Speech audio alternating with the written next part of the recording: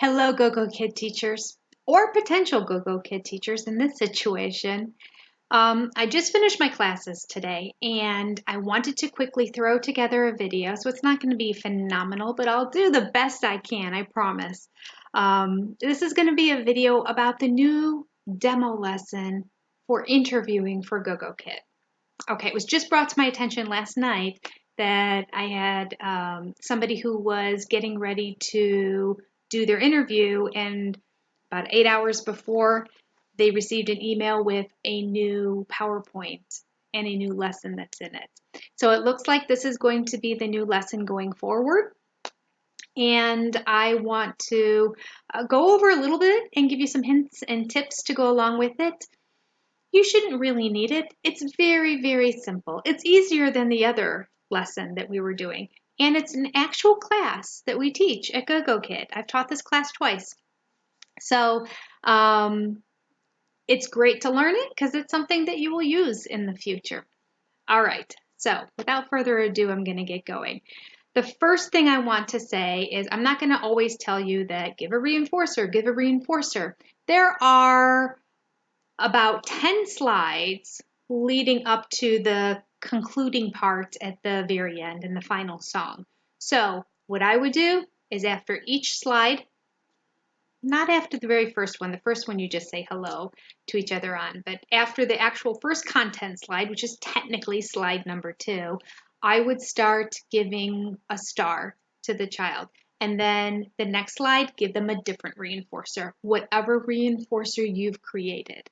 It can be anything. If you use the ManiCam program, you can have the stickers that pop up on your screen. If you don't use ManiCam, you can draw a picture of a tree, have a tree, and then little red apples that you print out and put a magnet on the back and stick 5 apples on the tree.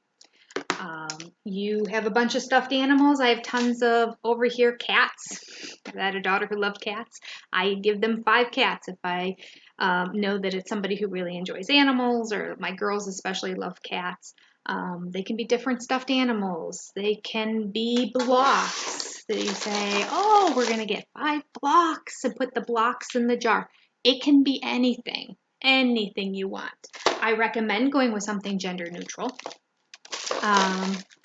to use in there. As you get going as a teacher, then you're going to start to create more and more reinforcers so that your regulars don't get bored receiving the same reinforcer all the time. They'll always receive the 5 stars that are in the program that you click on as part of the program and that show up on the screen. But your secondary reinforcer, I change it up all the time so that the kids don't see the same thing all the time. And then I have some kids that just love certain reinforcers and they ask for it, so they get the same ones all the time. It depends. In this situation, come up with something gender neutral that you're comfortable with, and know that this is something you're going to be able to use in your classes now, so it's not a waste.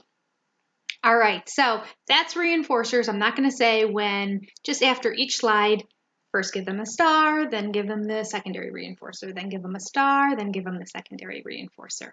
All right? Okay, we're good to go on that. Now, when I give out my stars, I tend to also have something in my hand, and then I click on the button of the star that pops up on the screen. So I'll say, great job, you get a star. Every time I sing, you get a star. My kids all sing it with me. All my regulars here, and not so much here at gogokid, but definitely at VIPKID. They all go, you get a star. And they create their own secondary reinforcers, and they tell me, Teacher Jenny, when you do a good job today, you get a star and this.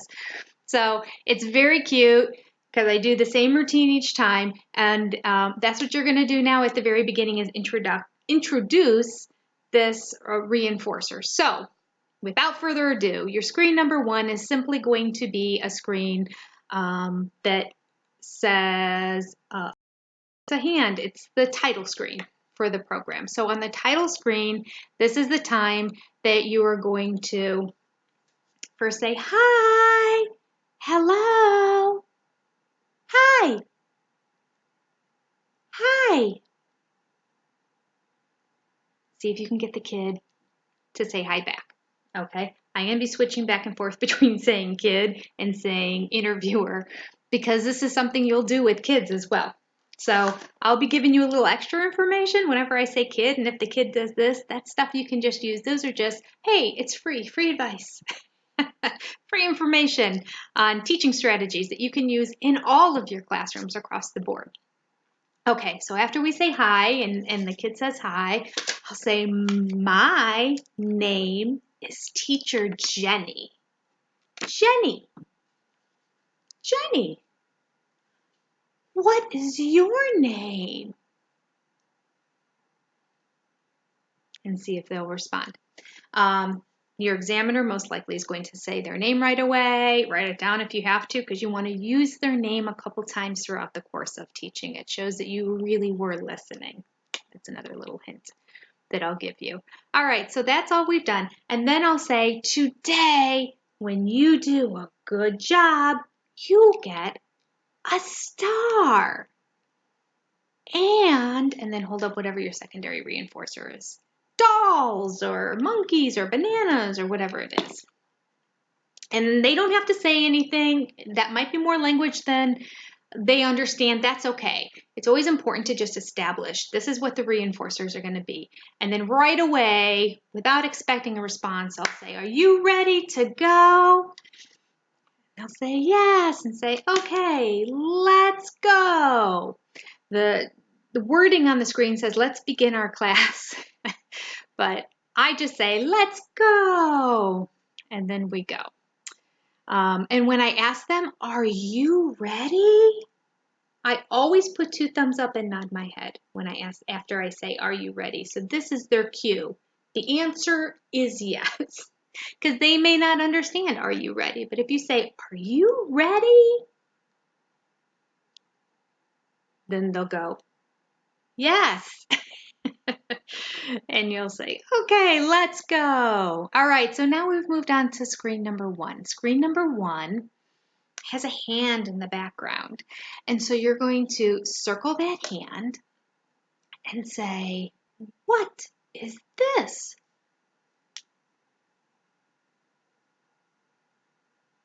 And they're going to say hand. This says warm up.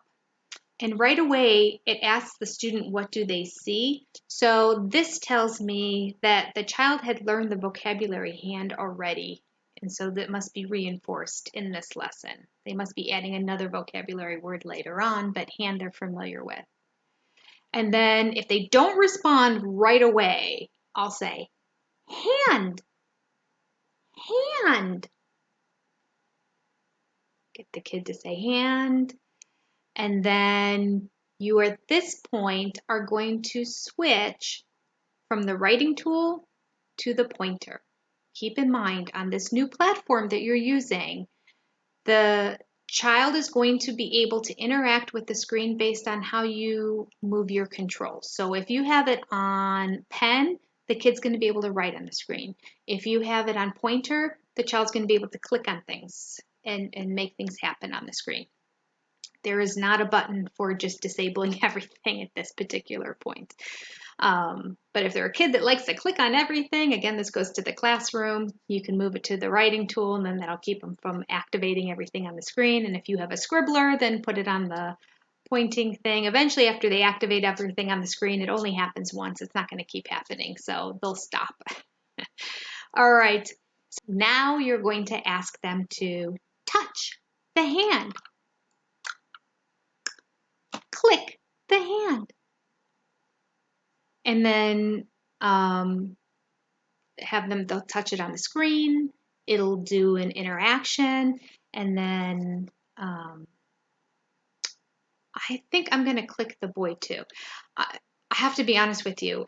It's been like 2 weeks since I've taught this class, so I don't remember exactly all the things that animate. But it does say in the instructions, ask the student to click the big hand and the boy to start animation. So at this point, I might take my marker and circle the boy and then say, touch the boy, click the boy, trying to get them to touch and click and use that mouse. All right. If they don't click it, I would just say click, click, touch, click, hand. And then you can do it for them if they don't get it, and then move on to the next screen and eventually see if they can get it. Keep in mind also, their controls are what your controls are. So if you tell them to click on something and you are on the writing tool, they're not going to be able to click.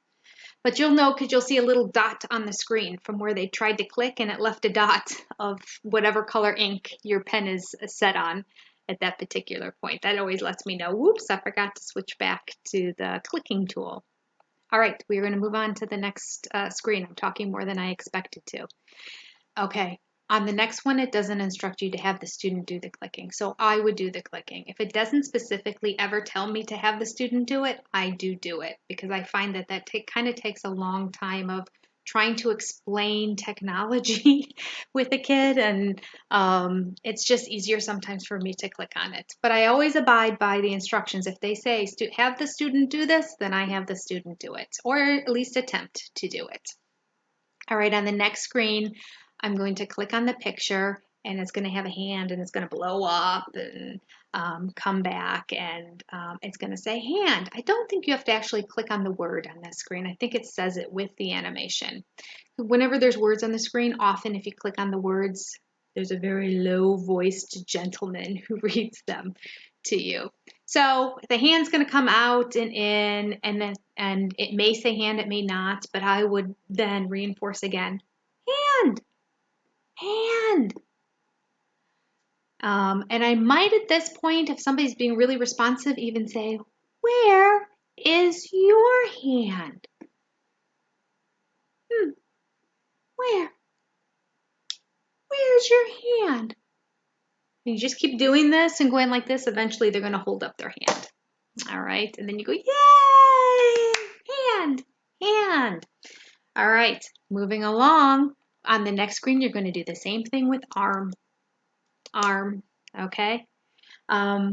If you want to, as you go through, if you have a doll that you can also label the arm and the hand with, it's just another way to reinforce it. Hand, hand.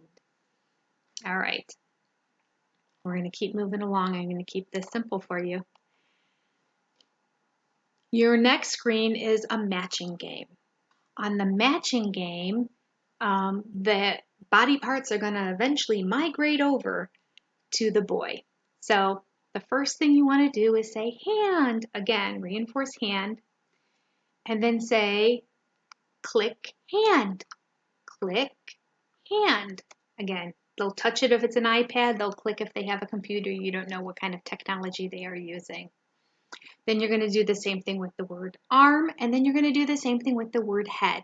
Head is a vocabulary word that they had learned in a previous unit, so they know head. So each time they click on one of these body parts, it's going to fly across the screen and go onto the boy whose body part is grayed out in that particular spot.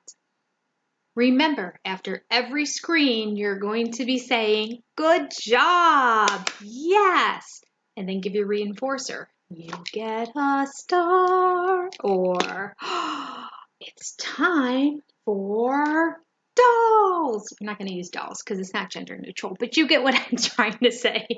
Apples, bananas, whatever you're using.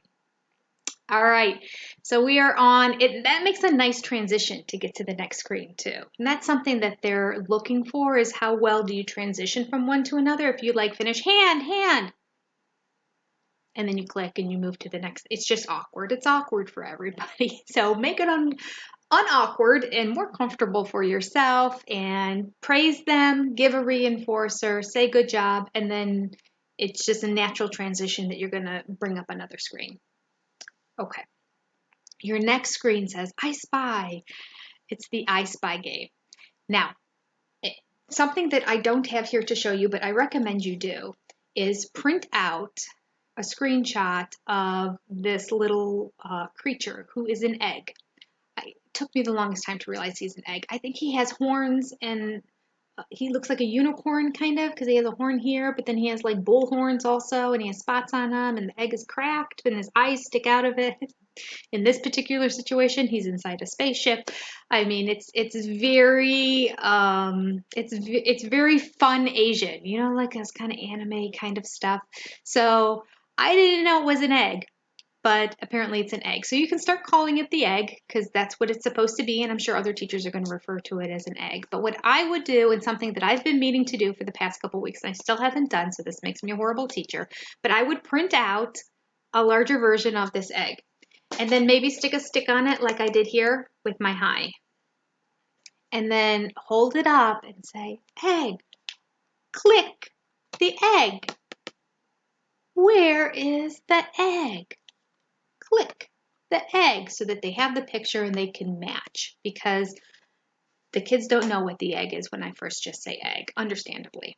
All right, so they're going to click on the egg and animation is going to happen on the screen. And then after that, you want them to find two body parts. You're going to want them to find a hand and an arm. And there's just a bunch of different pictures, a dog, a bug, apple, pickle, or castle, or well, it looks like a cactus. So lots of different pictures on like a little board game, and you want them to find the hand. So you're just going to say, hand. Where is hand? Circle hand. And then find the hand, and then have them find the arm. At this point, know that this is about your halfway point through the lesson. Okay, so take a look at your time. If you're teaching a 10-minute lesson and you're about 5 minutes in, you're really good. If you're only 2 minutes in, this is the opportunity to start talking about all the rest of the pictures that you see on there. Okay. And if you don't have a whole lot of time either, you need to start picking it up. All right. These beginning ones actually you should be on the lesser side of 10 minutes, because I feel like there's so much more you can expand at the second half of the lesson that I would keep it moving quicker at the beginning, and know that you definitely have 2 screens at the end that you can extend a whole 3 minutes onto if you need to. Even though it's only a 10-minute lesson, you could really talk about the last 2 for 3 or 5 minutes. I mean, I could expand them into about 10 minutes. But freaking out and being new and not doing this, I understand that it's hard. I'll tell you the ways that you can expand the last 2 slides to fill in more time if you need to. So don't try to fill in the time at the beginning and make things last too long. Don't expand too much. Remember I said you could use arm and that. Don't have like 7 different ways to show an arm. Just use the screen, one little thing to supplement, and move on. All right, the next screen is when they're going to introduce the sentence pattern. All right, the sentence pattern that they're going to use is only 4 words. It includes the terminology that we're learning, the new vocabulary, whether it be a hand or an arm. It also has his or her in it. So these are gender markers that are more difficult for the children in China because they don't use gender markers. It's established in a different way. So they're not as familiar, and they frequently will drop off or leave out or mix up his, her, he, and she. All right, so it says this is his arm. On this screen, the first thing it says to do is click the egg to start the animation. So I would do that right at the beginning and let the kids kind of see what's happening. It usually kind of goes boo, dances around, or it does something like that. Okay, then I would underline each word and I would say it. This is his arm. And after I've underlined each one of them, I'd switch to the pointer tool and click on it right away and have the man read it. This is his arm. And then again, I would go back and underline, go back to the pen and underline. This is his arm. If that freaks you out to have to switch back and forth between the tools and you're really worried about it, then don't worry about that. Just go right to clicking on it and having the man say, this is his arm. And have the student repeat after it. And then maybe you can then go to the writing tool and underline it. It's always nice to underline each of the printed words as you're saying the word so that they can match them up. All right, moving on. Oh, after we say that, there's an actual arm also in there. So I would probably have the student circle it, or just depending on your time in the given situation. This might be more classroom rather than the actual teacher. But when you say this is his arm, this is his arm, if nothing else, I would use my writing tool to draw an arrow to where his arm is. All right. They give us a suggestion that if you feel like you're too ahead on time, that you can also have the child show him his arm too at this point. And when I taught this lesson, I expanded a ton. I was asking my girl where's her arm? Let's count. How many arms do you have? I was adding an extra sentence. I have 2 arms. So it just depends on the given situation, but I wouldn't expect that in your interview to need to do that kind of embellishment and extension activities. You basically are just going to kind of keep to the screen and have a prop or two to supplement along the way. On the next screen, the first thing it says to do is ask the student what they see. Now, there's a lot to see in there, and I don't personally feel like the hand is prominent enough for the child to know that they're supposed to say hand. I mean, there's a monsterish dinosaur thing with the rainbows and a little boy and the eggs in there and scenery, and it's very fun looking, but what I would do right away as soon as I got to the slide is I would circle the hand on the monster. It is a big hand, but it kind of blends in with the color of its body in that too. So I would circle it right away and then say, what do you see? All right. And see if they say hand. Reward them every time they say something good. Yes, hand. And then you can click on the words that say, this is his hand. And the man will say, this is his hand. Then you can then underline each word as you say it. This is his hand. If the kid leaves off his or her, which is not uncommon, how I help teach it is I say, this is his hand. This is his hand. And then I'll point to my fingers as they say each word. This is, his, hand. Good. Depending on the kid, I might have to go, this is his hand. This is his hand. This is his hand. And if they say, this is hand, say, this is his hand. And that always works. Overemphasizing your voice and wiggling the finger for a word that they omit always works. It works like a charm. They always get it the next time. All right. On the next screen, it is as simple as taking those 2 sentence patterns that you learned and drawing a line to match. So I would underline the first phrase first and say, this is his arm. Have the child repeat it and say, this is her hand. Have the child repeat it and then go, where? And then I would draw a line to both of them and then erase it and see if the child can do it. Where? This is his arm. And then I draw a line again, take it away, see if they can repeat it. Because this is one of the beginner ones. Again, you can teach also with a board like this at the very beginning when you're saying, if you want them to circle something, I'll say circle, circle, circle. Because you don't know if they have an iPad or you don't know if they have an actual computer. You don't know what they're using in terms of doing their writing. And then I would do the same thing with draw a line. Draw a line. And then I do it on the screen so that they get that extra reinforcer of what draw a line means and have them imitate it after me. Okay. At this point, we get to a review slide. So they get their reinforcer, and then I say, you did a good job today. You learned, and then I'm going to underline each word and have them repeat it after me. Arm, hand, and then the sentence. This is his arm. This is her hand. And then I would do thank you also. Even though they didn't learn thank you in this particular lesson, when you actually teach the class, they're going to learn thank you. This is not the entire class that you're doing because you're only teaching 10 minutes, not 25 minutes. So there are like another 10 or more slides that are in the actual class. And one of them is social language. In all of the classes at gogokid, at the very end, there's always a slide that's a social language slide.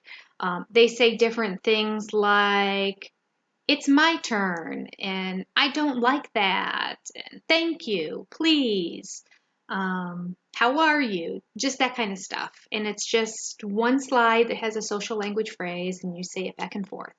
And that's in every lesson. They give you another social language. So this one had thank you in it, but I would still just underline it, say thank you, and then go ahead and move on. All right. So at this particular point, they should have their reinforcers. I didn't count them up. If you have one more left to give, you can do it after the song because now we're at the song. And the song is very simple. It's 4 lines. This is her arm. This is her hand. This is his arm. This is his hand. That's all there is to it. It's very simple. And you don't have to review it and read it through first or anything like that, because this is the phrase that you have been using for the entire lesson. There's a little button with an arrow that you'll click on to make the song go.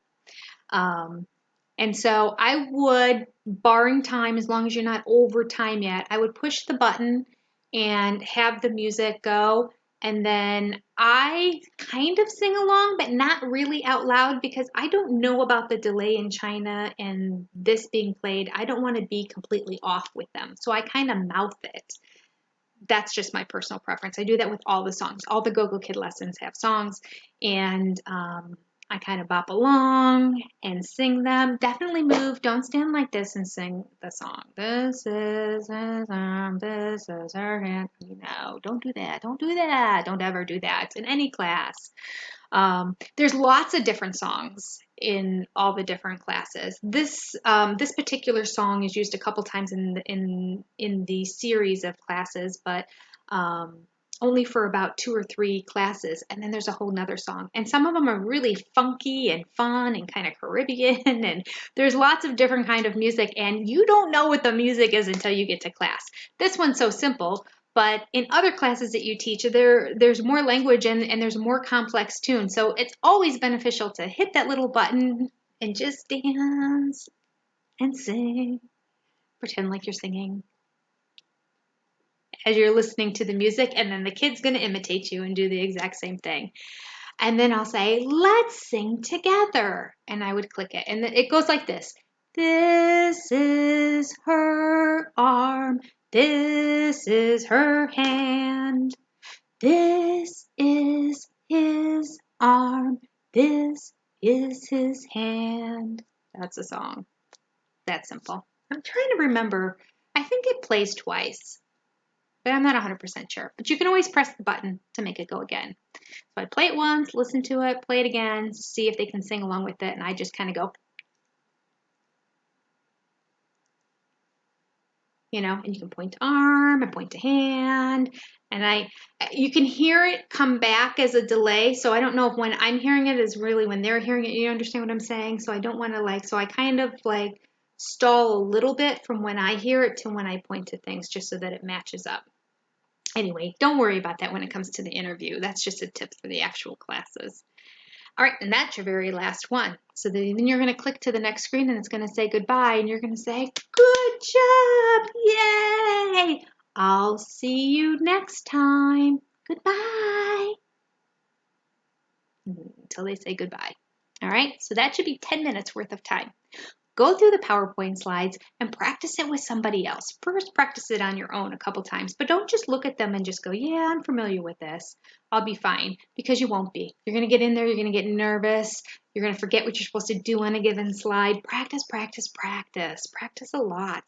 And then definitely find somebody else to do it with that you can teach the slide to. If they have to sit next to you, that's okay, so that they can see what's on the slide. But you'll get a sense if you do it with somebody how long this is going to take you. All right, I told you I'd give you some ideas for supplementing at the very end. When it comes to the song, after you play it once, you can go back and underline each word and have them say it after you. This is his. Then I would circle maybe the his and say his, her, his, her. You can circle those 4 words and review the his and her on that. particular part, then you can pull out a doll or other pictures or mannequin pictures or whatever you have. And you can also say, let me see your arm. Where is your arm? Yes, 2 arms. Good job, 2 arms. Where are your hands? 1, 2, 2 hands. That's a way to also work on the morpheme S at the end to make things plural, frequently dropped off with these kids. So that's something that if you're going to do that, make sure they don't say 2 hand and you go, good job, and move on, because those are the things the examiner is going to be looking for. They want to make sure that you're correcting their articulation as well as their grammar when they're talking. Okay, pronunciation and grammar both are very important. All right, so we've made it to the very end. That's everything. I hope that's helpful for you. If you have questions, put them down below, because no question is a dumb question. And if you have it, most likely somebody else has it too. Or what happens even more often is that people read your question and they go, oh shoot, yeah, what about that? I didn't even think that is a question that I have, and I didn't even realize I had that question. So put them down below. I'm happy to answer them. If you haven't signed up and applied yet to be a gogokid teacher, please, I appreciate it and welcome you to use my referral link that's down below as well. And after you've passed the application stage, then I'll be notified and I have your email and I'm in contact with you, and I will send you all the information to help you be a successful teacher in your interview and how to set up for it, everything you need to do. After you've passed your interview and your mock class, I will send you a bunch of information on how to successfully set up your portal with your picture, profile picture, and your background information, and all that stuff that you need to do afterwards. I'll be in contact with you, helping you be successful along the way. And then you also have my email to write back and forth if you have any questions along the way. Every day I'm answering questions for people, so you don't have to worry about that. That's the job of a referring teacher, in my opinion. They should always be there to answer your questions. The person who was my referring teacher was amazing and still is amazing. And anytime I ask her a question, I get an answer back. That is the model that was given me, and that is the model that I continue to do, because you deserve that. And we want you to be successful teachers at gogokid. Okay, thank you very much. I hope this is successful. See you on the other side. Looking forward to you being a teacher. Take care.